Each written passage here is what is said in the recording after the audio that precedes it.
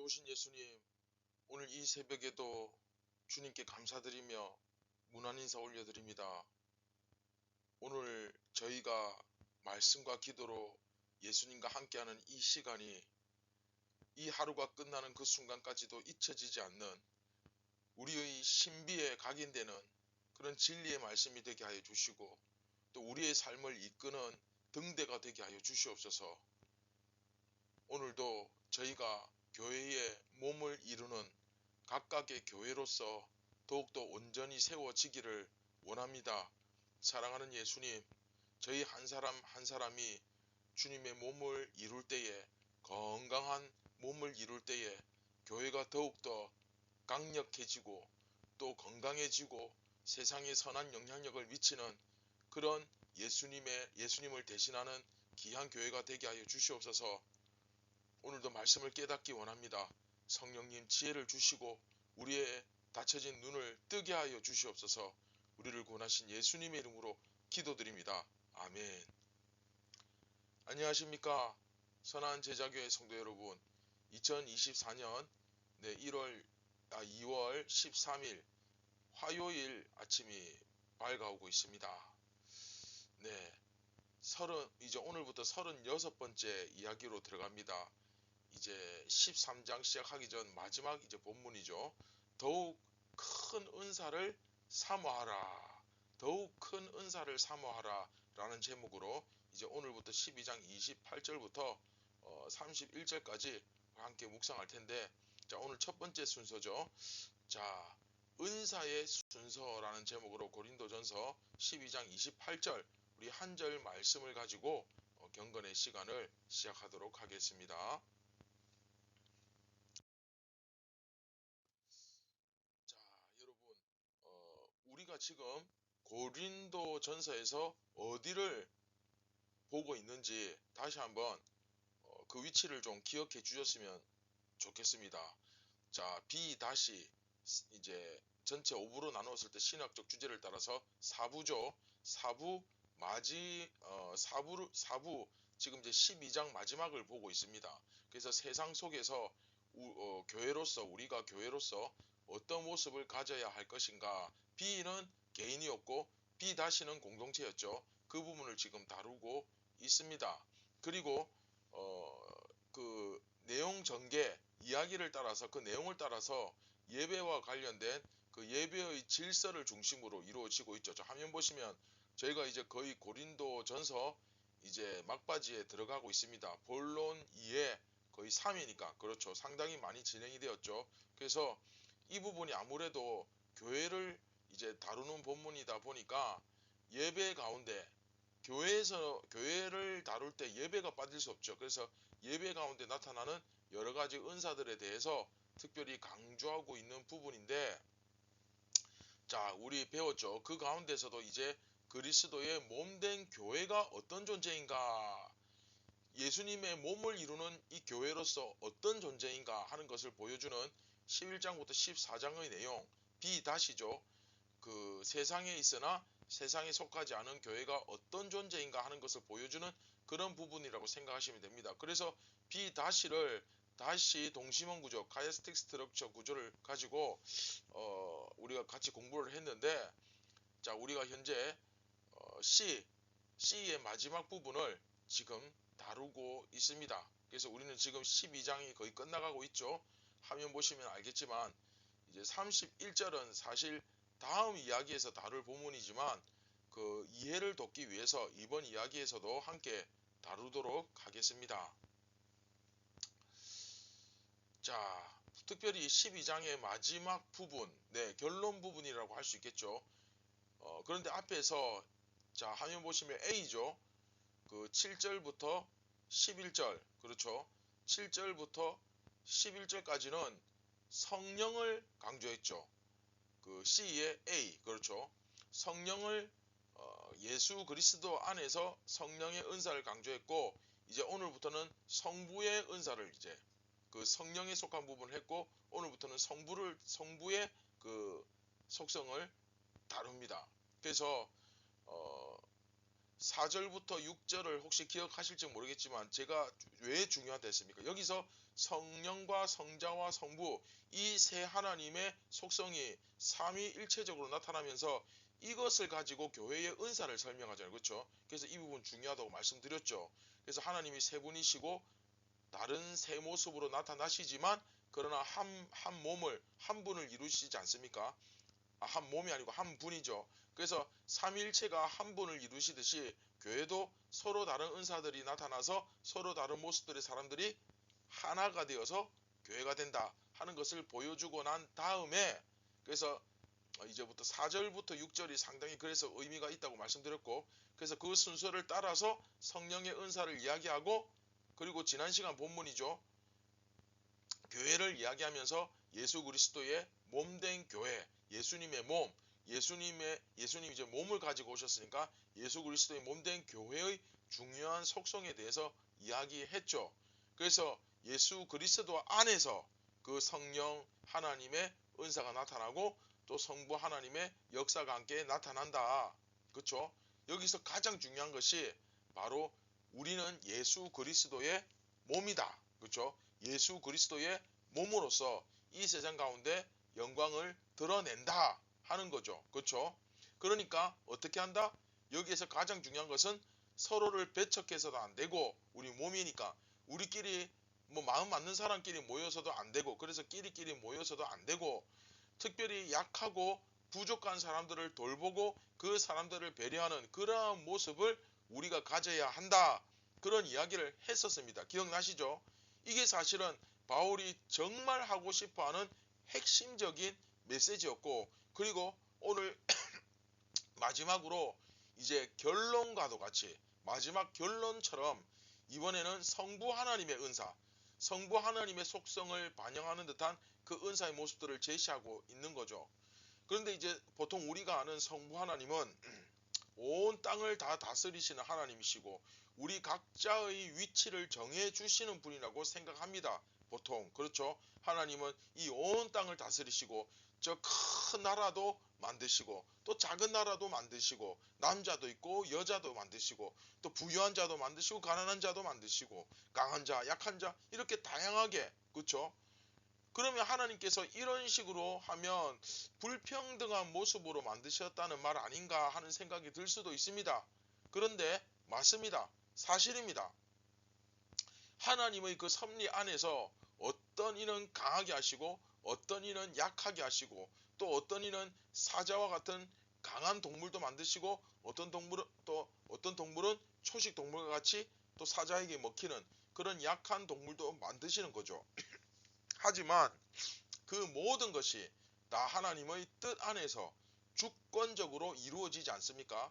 바로 그 틀을 가지고 마지막으로 이 은사에 대해서 그 성부 하나님의 섭리, 그렇죠? 약한 자, 강한 자, 그렇죠? 부한 자, 가난한 자, 병든 자, 건강한 자, 하여튼 그 다양성, 그 틀을 가지고 성부 하나님의 그 섭리, 그 틀을 가지고 마지막으로 이 은사에 대해서 최종 정리를 하면서 이야기하는 부분이 바로 이번 이야기 본문인 것입니다. 자, 28절 한 절 말씀 우리 같이 보겠습니다.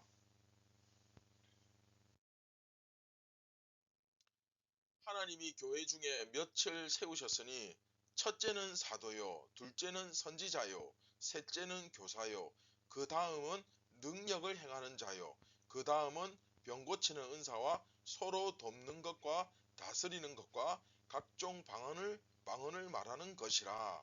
아멘.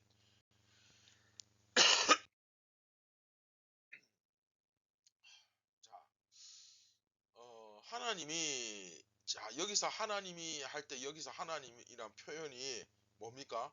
네, 성부 하나님을 떠오르게 하는 것이죠. 그렇죠? 교회 중에 며칠 세우셨다. 네, 높이셨다는 의미입니다. 첫째는 뭡니까? 사도, 둘째는 선지자, 셋째는 교사. 네, 분명히 교회 안에 교회 내에 이러한 중요한 직분을 맡은 사람들이 있다는 것입니다. 이것을 인정을 합니다. 교회 내에서 어쩔 수 없이 그 가운데 중요한 자리를 잡는 사람들, 큰 영향력을 가진 사람들이 죄송합니다. 있다는 것입니다. 사도, 선지자, 교사 이런 사람들은 다른 은사들 그러니까 다른 어떤 사역을 하는 이들보다 아무래도 교회 내에서 더 중요하고 더 우선권을 갖는 좀 질서적으로 봤을 때 그 1번의 질서를 가지는 사람들이라고 볼 수 있다는 거죠. 그래서 오늘 본문에도 첫째는, 둘째는, 셋째는 이라고 이야기를 합니다. 특별히 보시면 사도가 아무래도 이제 첫 번째죠. 첫 번째로 나오죠. 사도가 없으면 교회 자체가 이제 성립이 안 되니까, 그렇죠? 예수 그리스도의 보내심을 받은 자들에 의해서, 그들이 누굽니까? 사도죠. 그들에 의해서 예수 그리스도의 복음을 최초로 전한 사람들 아닙니까? 그래서 그 12사도들 위에 이제 교회가 세워져 있으니까 아무래도 이제 가장 중요한 사람들이 바로 이제 사도였을 것입니다. 그리고 그 다음에 선지자, 교사, 그렇죠?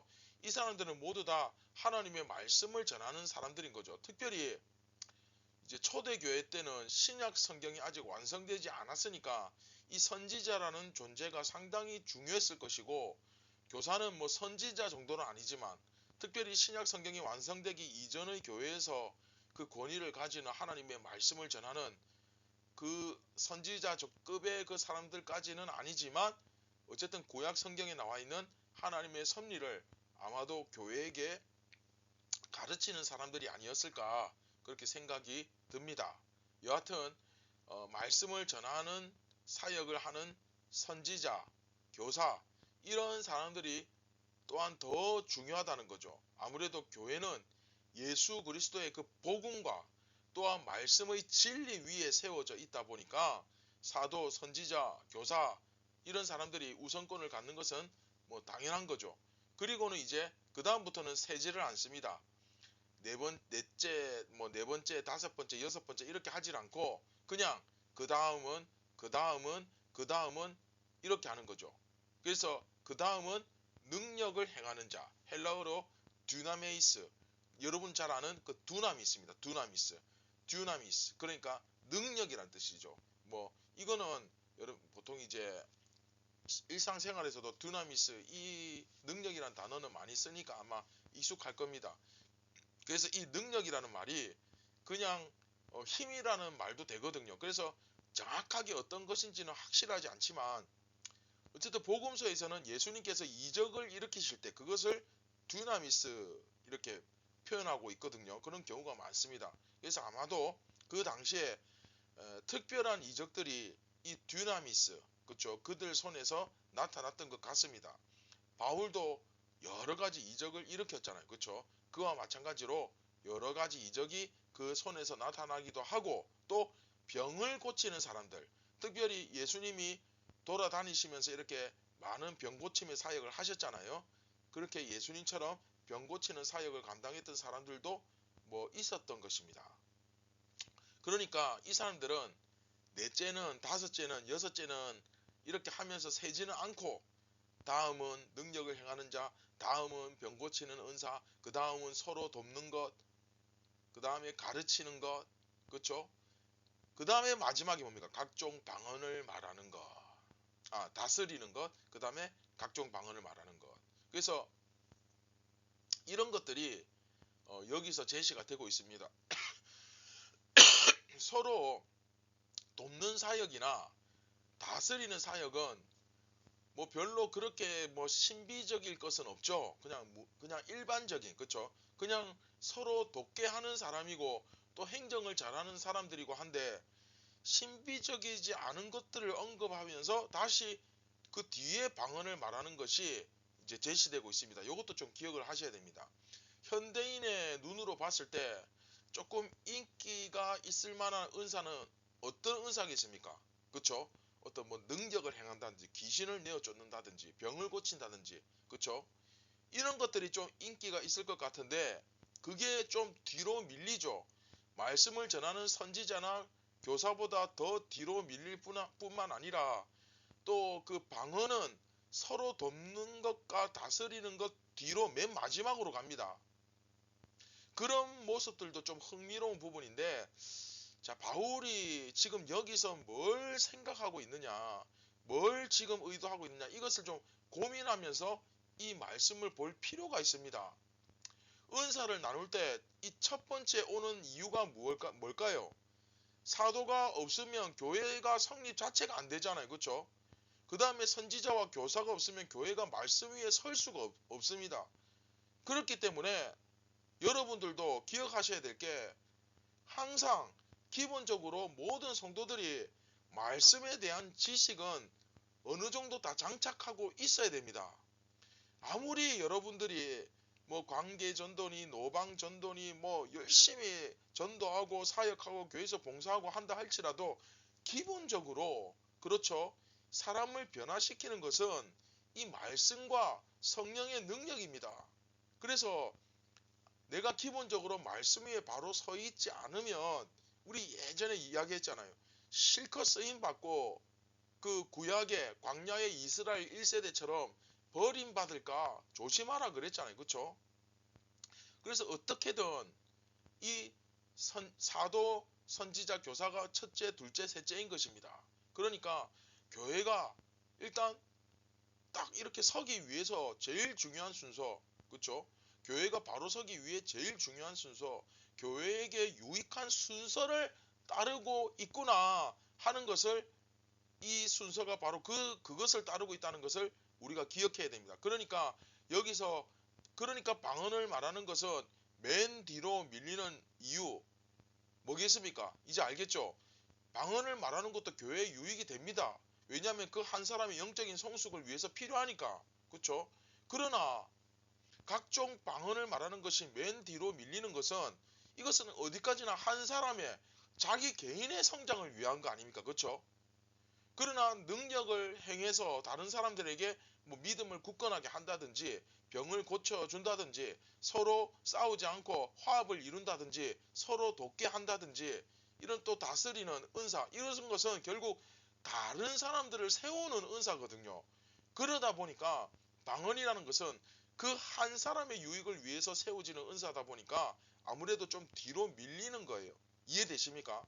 바울은 여기서 어디까지나 이 은사가 교회의 유익한 순서를 따르고 있다는 것을 여기서 알 수가 있습니다. 사도 바울도 그걸 인정하는 거죠. 그래서 첫째는, 둘째는, 셋째, 이렇게 했을 때 그 교회 내에서 분명히 중요한 순서가 있다는 것, 이것은 여기서 바울이 인정하거든요. 그렇죠? 그래서 이것은 성부, 마지막 성부 하나님의 속성, 성부 하나님께서 이 세상에 강한 자와 약한 자, 가난한 자, 부한 자, 병든 자, 건강한 자, 그렇죠, 이렇게 다양하게 두시는 그 성부 하나님의 섭리 가운데 이렇게 교회에서도 마찬가지로 이런 식으로 두셨다는 것을 지금 바울이 말하고 있는 거죠. 근데 이 부분은 끝까지 쭉 여러분들이 전체적으로 한번 설명을 딱 들어보셔야 됩니다. 그래서 자, 방언이 뒤로 제일 밀리는 이유, 그리고 교회가 어떨 때 이제 강력해지는가, 그리고 지금 이야기하는 이 부분은 성부 하나님의 그 섭리, 그것을 따라서 이야기하고 있다. 이런 것들을 좀 여러분들이 기억하셨으면 좋겠습니다. 자, 말씀을 맺도록 하겠습니다. 바울은 성부 하나님의 섭리에 의해서 교회에 세워진 다양한 은사를 언급합니다. 그런 다양한 사람들이 모여서 한 몸이 되어야 되고, 특히 그 중에서도 약하고 낮고 가난한 사람에 대한 배려를 아끼지 말아야 한다는 사실을 앞에서 강조했죠. 어떻게 보면 교회가, 다시 한번 말씀드리지만, 교회가 강력해질 수 있는, 강해질 수 있는 힘은 세상이 추구하는 힘이 아니라 이처럼 다양성 속에서 약한 자들을 배려하고 돌보는 데 있다는 가르침이라고 할 수 있습니다. 이것을 꼭 기억하셔야 돼요. 그리고 오늘 본문에서 우리가 주목할 만한 것은 요즘 현대인들이 참 좋아하고 추구하는 그런 어떤 능력을 행하거나 방언을 말하거나 이런 은사들이 뒤로 밀리고 있다는 것을 알 수 있습니다. 그런데도 우리가 이런 것을 자꾸 첫 번째로 찾는 것은, 우리가 어떻게 보면 그만큼 성경에 무지한 것을 드러내는 증거죠. 그렇죠? 심지어 방언은 제일 뒤에 가 있잖아요. 돕고 다스리는 은사보다도 더 뒤에 가 있습니다. 그렇다면 성경에서는 분명히 첫째, 둘째, 셋째가 사도, 선지자, 교사인데 현대 교회의 모습 한번 보십시오. 오히려 뒤에 밀려있는 그 방언이나 능력 행함이 첫째 혹은 둘째처럼 딱 보이잖아요. 얼핏 봤을 때. 아직도 본인이 방언을 못 받았다고 굉장히 속상해하고 안타까워 하시는 분들도 계시고, 심지어 저희 같은 목사들 중에서도 있습니다. 그렇다면 왜 이런 현상이 나타날까?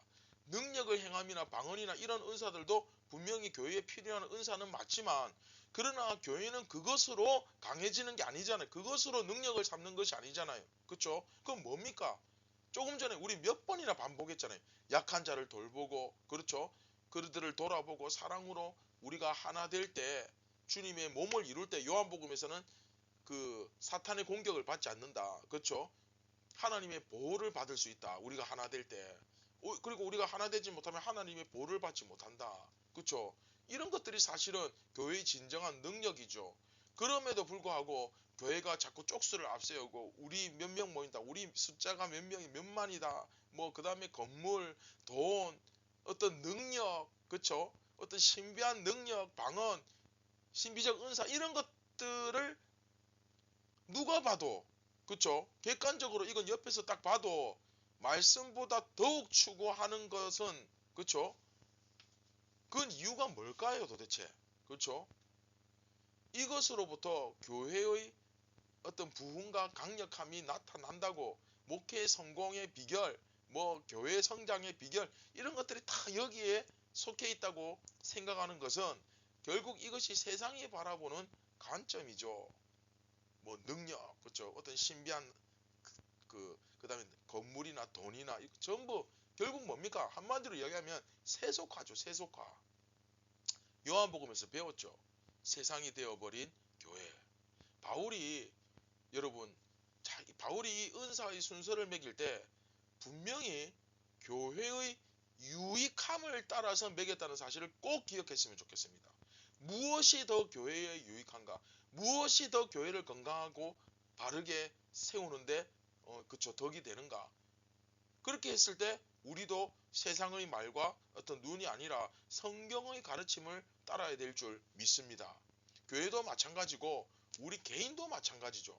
그렇죠? 분명히 성경을 통해서 예수님은 무엇이 우리를 더 올바르게 세우고 건강하게 만드는지 그 기준을 딱 가르쳐 주고 있습니다. 그런데 나는 과연 세상의 가르침을 쫓아가는가? 아니면 예수님의 가르침을 쫓아가고 있는가? 한번 자신을 돌아보고 좀 기도하는 시간을 우리 가졌으면 좋겠습니다.